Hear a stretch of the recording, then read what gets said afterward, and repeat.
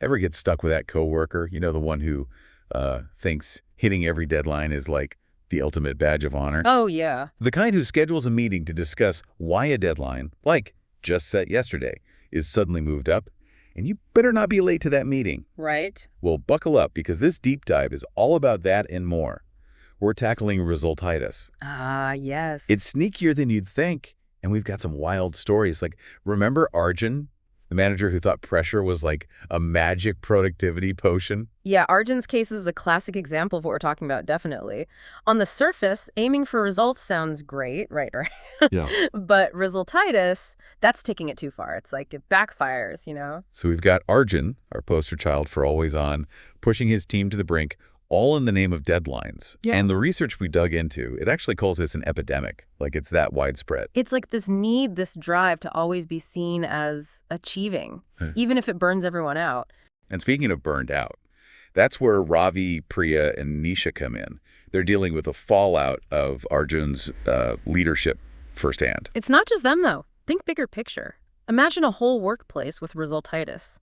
Morale tanks, people quit left and right, nobody tries anything new. It's like they're so busy running towards the finish line, they forget to, actually run the race. And the irony, this focus on the outcome often leads to worse results. Because who does their best work stressed out of their mind? Plus, long term, imagine Arjun's reputation. Who'd want to work with that? It's a recipe for disaster for everyone. Makes you wonder, why do people like Arjun even do it? If everyone knows it backfires, I mean. Right, the million-dollar question. And the research actually digs into that. It's like deep down beliefs, insecurities, this idea your worth equals what you achieve. So it's ambition, yeah, but cranked up to 11. Exactly. And that fear of not being enough, it makes people prioritize results over everything else, themselves, their team, all of it. And that's where we see those red flags pop up, right? Like, how do we know if someone's heading into resultitis territory? Well, the research lays out 5 big ones. Unrealistic deadlines, that constant pressure, burnout, obviously, lack of support, and just a tense vibe overall. Sound familiar? Arjun's greatest hits, practically. It's like he missed the memo on, being a human being. And the thing is, it's not just managers. Anyone can fall into that trap. Resultitis doesn't discriminate. It's so true. It's a human thing, like you said. Which is why I like that self-assessment we got here. It's like a chance to check yourself before you wreck yourself. Let's talk about that. What kind of questions are we dealing with? Don't spoil it completely, but give us a teaser. Okay, so picture this. Tight deadline. Do you find yourself pushing everyone to the max, even if the quality dips? Or how about this? Late nights, weekends, always on, sound familiar. Those are the kinds of things that might mean resultitis is creeping in. Okay, so let's say our listener takes this self-assessment and it's not good. Full-blown resultitis, pain level, as the research calls it. What then? That's where those frameworks come in. Remember, pause and balance. Those are lifesavers, seriously. Okay, let's break them down, starting with pause, first step. P, point out the impact. Straight up, honest conversation with the person you know. Not blaming, but saying, hey, this is how it's affecting things. So, like, look, we're all on the same team here, but this pace, it's not sustainable. Exactly.